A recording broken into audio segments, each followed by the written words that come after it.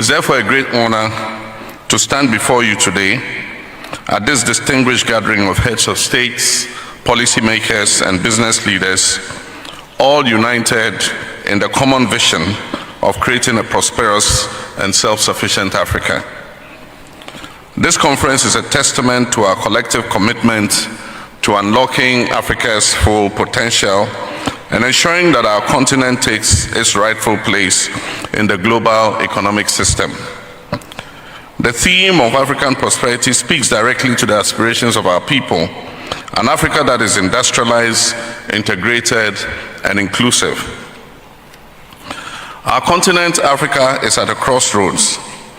On one hand, we boast of immense natural wealth, a youthful and dynamic population, and growing technological advancement.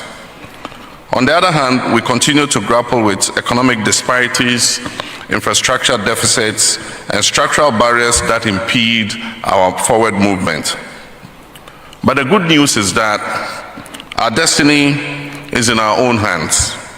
The actions that we take today through decisive leadership and strategic partnerships will define the future of this dear continent of ours. One of the most transformative initiatives of our time is the African Continental Free Trade Area. It has the potential to create the largest free trade area in the world. And the African Continental Free Trade Area represents a game-changing opportunity for African businesses, entrepreneurs, and industries. However, trade liberalization in itself is not enough. We must invest in infrastructure to facilitate trade, efficient road, rail networks, ports, and digital connectivity. We must strengthen African supply chains to ensure that our industries produce goods and services that meet both regional and global standards.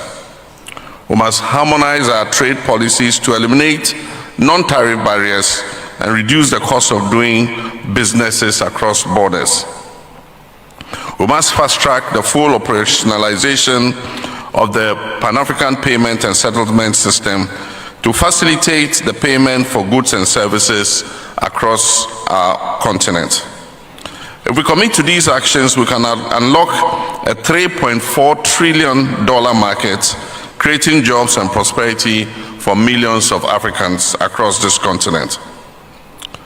We must move beyond being exporters of raw material to become producers of finished goods. Whether it is cocoa in Ghana, oil in Nigeria, copper in Zambia, or diamonds in Botswana, we must process and add value to our natural resources. By so doing, we'll not only increase our share of global trade, but also create sustainable jobs for our people, especially our young people. We must indigenize ownership of our natural resources. There's capital and technology available to us today to increase our participation in the exploitation of our natural resources. Our governments must therefore work hand in hand with the private sector to drive industrialization through special economic zones that encourage manufacturing and innovation, access to finance for small and medium-sized enterprises, which are the backbone of our economies, investments in technical and vocational education to equip our youth with the skills needed for industries of the future.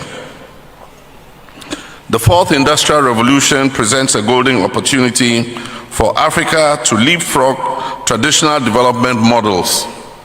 We don't need to go back to inventing the wheel. Digital transformation can drive financial inclusion. It can improve public service delivery and create new opportunities for all our people. We must therefore expand internet access and digital infrastructure to bridge the digital divide. We must encourage fintech and e-commerce to facilitate trade and economic participation. We must invest in research and development to support our homegrown innovations. Technology indeed has the power to make Africa more competitive if we embrace it strategically. Prosperity cannot be achieved without good governance, transparency, and accountability. Investors and businesses thrive where there is stability, predictable policies, and the rule of law. Our youth are getting tired and frustrated at the lack of opportunity for realizing their dreams and aspirations. Our decision to embrace democratic governance was supposed to be accompanied by a dividend that will lead to improvement in the lives of our people and prosperity for all.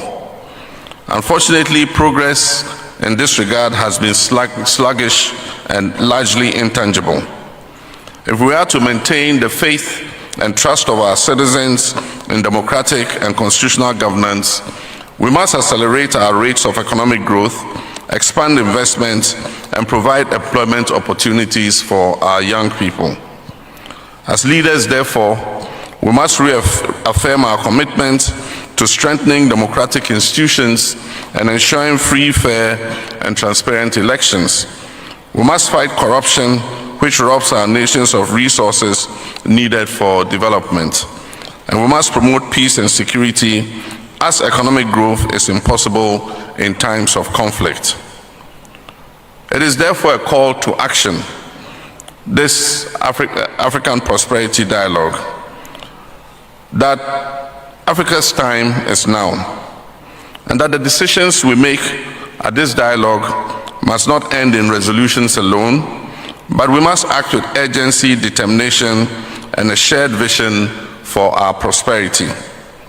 Let us rise to this occasion and break down the barriers that divide us, and build an Africa that is strong, self-reliant, resilient, and globally competitive. As our first president of Ghana said, Dr. Kwame Nkrumah, and I quote, he said that the forces that unite us are intrinsic and greater than the superimposed influences that keep us apart. Let us embrace those forces that unite us and chart a new path for Africa's economic transformation.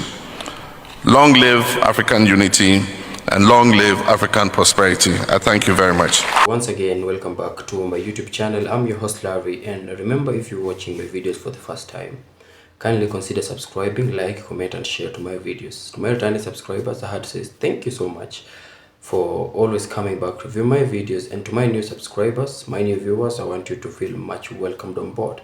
So guys, in today's discussion, I want us to discuss about the video you've just seen, which is as a very perfect speech from the current president of Ghana, who is John Mahama. Now, John Mahama has talked about several issues and solutions that we as Africans and African leaders are supposed to tackle, so that we may have a one African nation, and that we may be united and see our countries grow. But I'll just talk about a few that I think really caught my attention. So for one, John Mahama has talked about good governance. Good governance is majorly to those who we have put in power. For instance, the current leadership of the Burkina Faso president, who is Ibrahim Traore, that's an example of good governance. A leader who knows what his people want. A leader who knows what his country needs to go forward. We have seen the much development, the much progress Ibrahim Traore has done in his country. And compared to other countries, for instance, my country, we are still having an issue with our current leaders, because most of them are greedy, most of them are selfish, and most of them only care about their well-being and their position in power. They don't care about the well-being of a country. They don't care about the upcoming generations. And being patriotic, or rather patriotism, it's a very important thing. Being patriotic means you really love your country. You actually want to see your country develop. You want to see your country grow. But for instance, Now, in this situation, it makes us wonder, or rather, it makes me wonder, are our leaders that patriotic about our country? Because you can't be doing the wrong things for the country and the citizen of a country and still claim to be patriotic. Well, another thing Mr. John Muhammad talked about is adding value to our resources.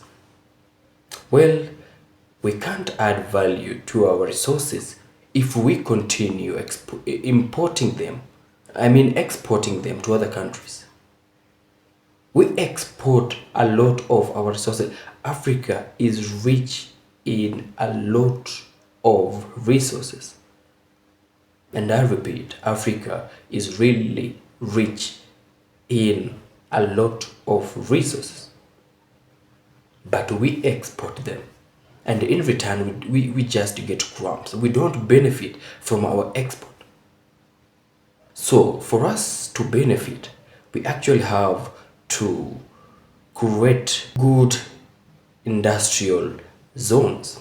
We have to be the one to process our resources, our minerals, our produces. We have to be the one. They have to be processed in our own country. By doing that, it means that these resources will first improve the economic of our country before we even think of exporting them to other countries. You know, of late, Africa has been given this title of rich in resources, but poor in economic. That simply means we have the resources, but they don't benefit us. I told you, the title will never benefit us. The title will never benefit us. Let the resources benefit us. The title that Africa is the most continent or other nation with a lot of resources, that will never benefit us. It will never.